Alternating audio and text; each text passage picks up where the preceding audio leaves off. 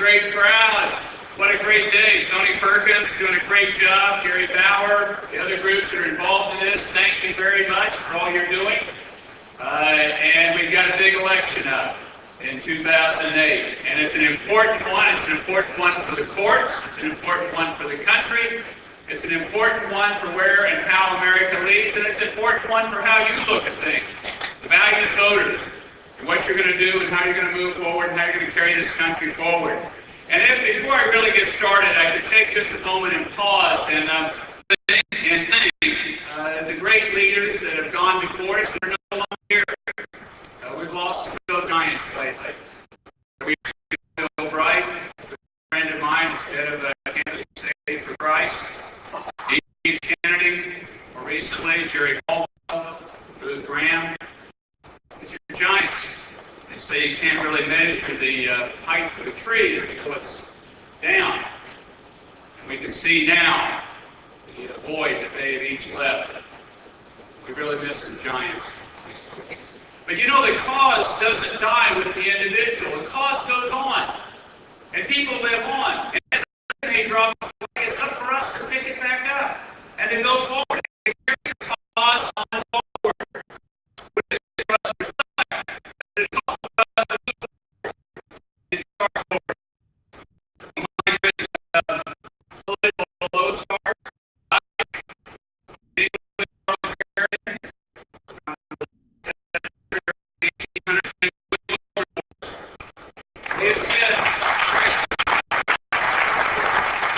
He had said in his life that he had two great causes. One was the end of the slave trade, and the second the reformation of man's religion. And around those two things, he had fixed his life, he had moved forward, and this is what he was going to get done. And may I suggest to you that God has laid on our hearts two great things. The end of abortion.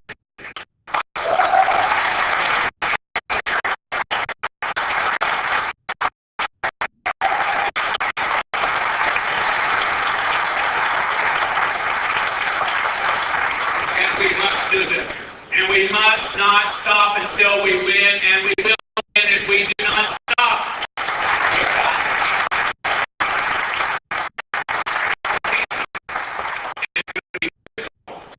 It will be difficult, and like today, just people are really not into what your message is. I remember I'm telling a story years ago about Mother Teresa going door to door in Calcutta. Asking for contributions for orphans. She went up, knocked on one door, guy opened up the door, looked at her, saw who she was, and spit in her face. And she took her habit, wiped her face clean, and said, well, that's for me. That's for my humility. Now how about something for the children? And he gave her some money. I tell that story because at times we can feel like the people are just spitting in your face, but they don't want to hear about life. They don't want to hear about marriage. They don't want to hear about the family. But you know what? Maybe that's just for our humility training. It's about the kids. It's about the next generation. It's about them.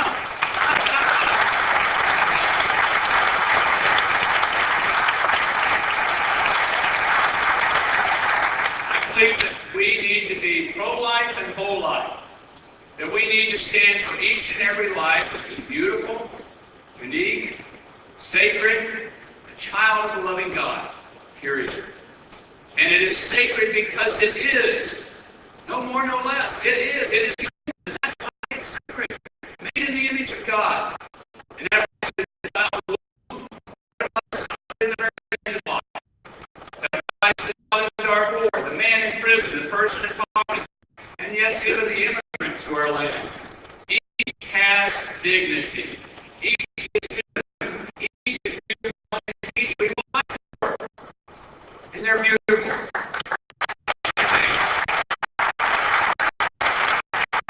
If you look at the numbers and just be overwhelmed by them. Over 1 million abortions a year in the United States. 4,000 today. Roughly 4,000 a working day that are killed. Those numbers. Think about the people.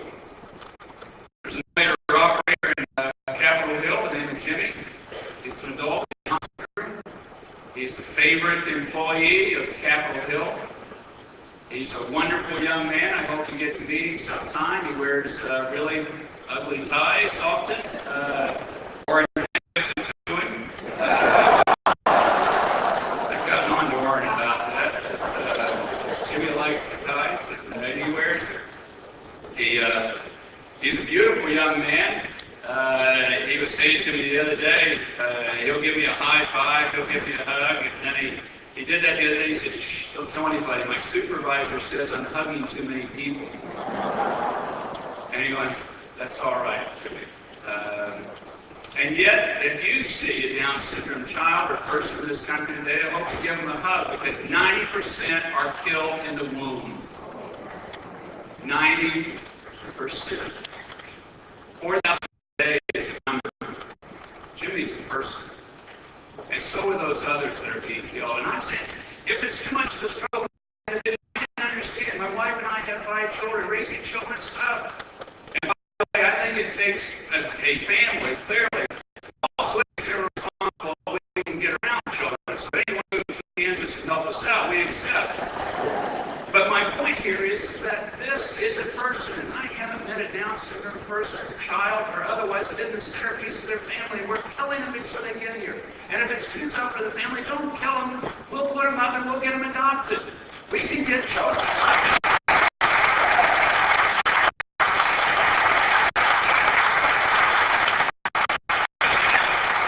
Bill, working with Ted Kennedy on this, to establish a national register of people willing to adopt Down syndrome children.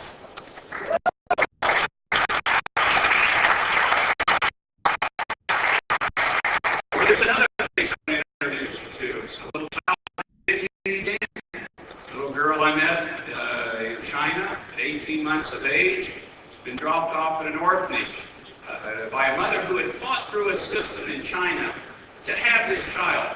A mother that had to go through, rather than getting an abortion, it was paid for by the state, forced by the state. Somehow she fought through the system and had this child, and then dropped her off at the orphanage. And with any good luck tonight, I'll be able to give that little girl a kiss goodnight. Her name is now Jennifer Joy Brownback. She's 9 years old, and she's going to play today.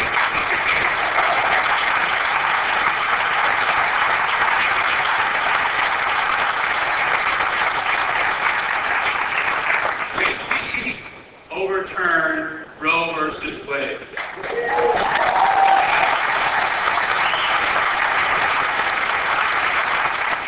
And stand with moral authority around the world that abortion is a procedure. In the procedure, what we are doing is killing an innocent child. We will be able to stand in places like China and India and other places and say, killing children is wrong. It is wrong, and it shouldn't be done. Roe versus Wade is a legal fiction built on a lie. That's what it is. We've got a gentleman representing the Roe v. Wade, who wants to take a turn. He also represents Bill v. Bolton, Sandra Kano, and she wants the case overturned. Both places testified in front of my committee when I was chairing the Constitution Committee, and both said their cases are built on lies. The Sandra Kano didn't want an abortion. And the Norma McCorvey said she's right when she wasn't in the affidavit. So these killer cases, over 40 million Americans aren't here because of these killer cases. That we have a legal fiction built on lies. It's time to end this night wrong. It's time to overturn it. And in every abortion, there are 2 victims. One's wounded, one's dead. We need to reach out to women in this situation. We need to end this. This is a great cause for us. And we can win this great cause.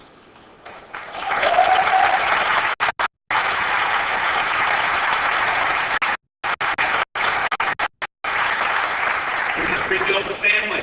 You're in Washington, D.C. Washington, D.C. on an annual basis, 6% of children are born out of wedlock. Across our nation, the number is 35%. You can raise a good child in a single-parent family. There's no question about it. We should celebrate it whenever it happens. But we know from all the statistics, and we know in our heart, The best place to raise a child is between a mom and a dad, bonded together for life. That's the best place.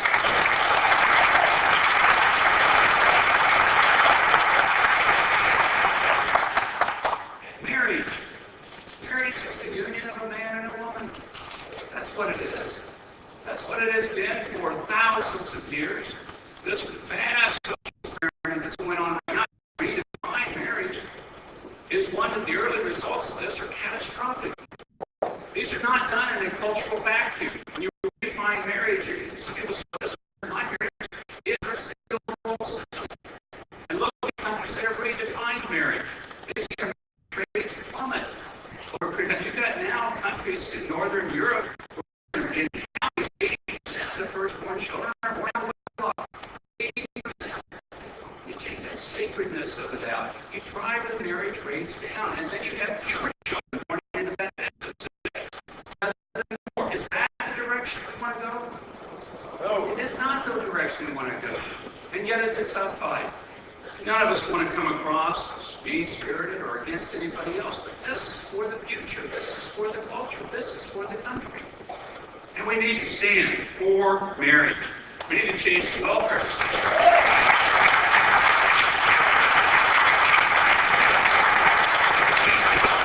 Right now, if you're on public assistance and you get married, you can lose up to 88% of your benefits. That's crazy. People getting married, not take away.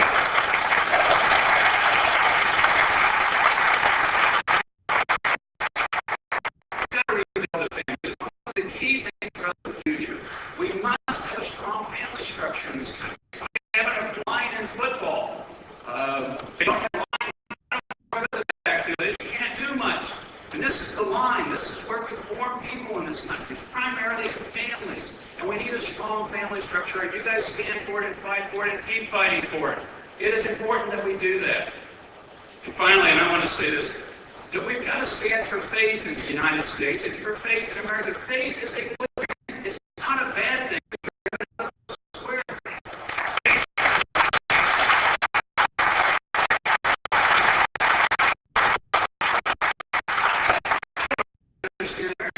Understanding faith. I understand the founding generation. I understand faith. I understand Abraham Lincoln. Read his words.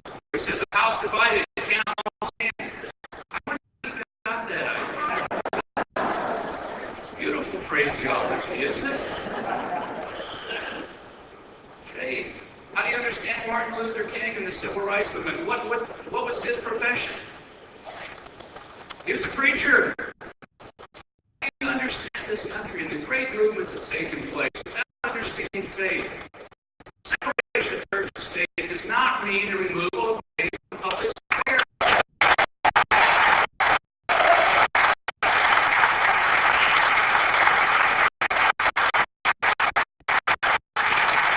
There's no role for faith in the public square. In government, there's no role for it whatsoever, and should be no role for it. And in a pluralistic society, we can't involve any of faith.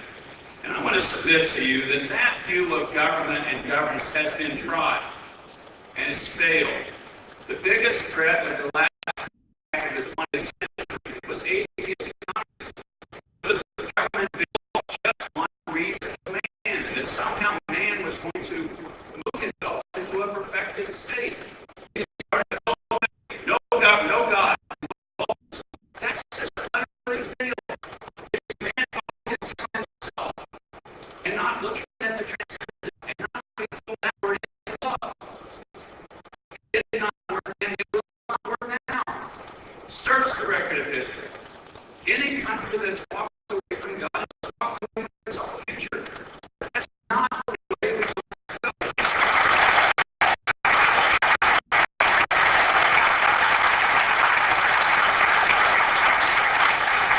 By the way, if anybody's questioning or asking about this, I am not for a theocracy. That's been tried in Western civilization a few centuries ago. It's bad for the church and for the faith. It's bad for government. That doesn't work. I'm talking about its role in being able to allow faith to flourish in the public square. I'll give you a quick example of this. I've spent a couple nights in prison of my own volition.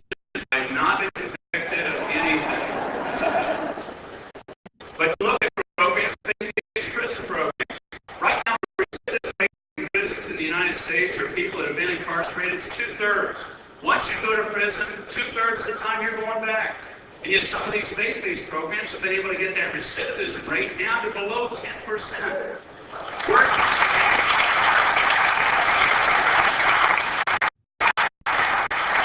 Matter of fact, I just read a poem before I met on death row in Louisiana, State Prison, Louisiana. The poem about how God had blessed him. Here was a guy that obviously had a lot of demons in his life of difficulty. Faith is a good thing. It helps change us. It makes us better. It can be abused and misused, and it has been at times throughout history. That doesn't mean you throw it out. That means you engage it in its authentic way, and in its authentic fashion, not in a poor fashion. It means that you really truly live the faith of love, joy, and peace. One that I got to see in a person that's been a lodestar for my life. I mentioned her at the outset. It's Mother Teresa, amazing lady. I met her towards the end of her life. She received the Congressional Gold Medal here and died within a year later. Not because she got that. I want to add. It's very interesting when she received it, her order. They called and they said, can we melt this gold down and give it to the poor? Because we like to be able to help the poor with the gold medal itself. So sure, you can do whatever you want, but I'd suggest you auction it off instead of melting it down. It'd be worth it for us to auction it off, but they didn't care about the medal, they cared about the poor. And it was an authentic faith. And I remember meeting her and seeing her in a frail lady and wondering, what's the power that's there? This lady wasn't 5 foot tall, and she cared for millions around the world. I went to put her in her car as she was leaving, and just was amazed at who she was. She grabbed my hand and she said 3 words 4 times. She said, "All for Jesus, all for Jesus, all for Jesus, all for Jesus."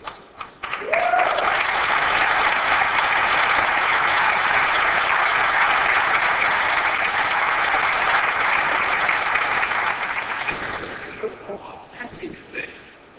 A faith radically lived, pouring through her. They cared for millions of people. And that's what we should do. People should see love, and joy, and peace, and truth in our lives. That's what we need to do. That's what we need to do more of. And live that in the public square. Be the salt and the light. And carrying that around. And we need to do that. And that's our calling for us to do. An authentic faith. To say, this is a great nation.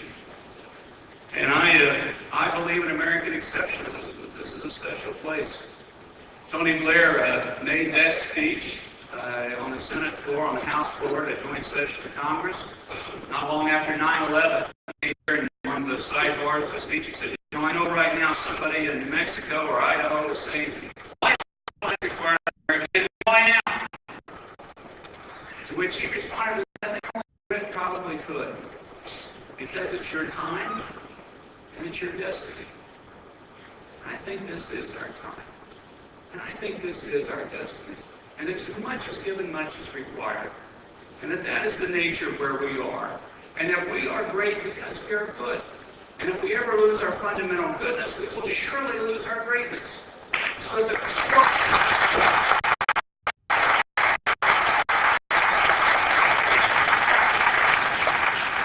each of us are placed on this earth for a reason and a short season. And that long life is short. Ours is to present the truth in love, to live it, and to fight for the good. Carry the fight on. God bless you all.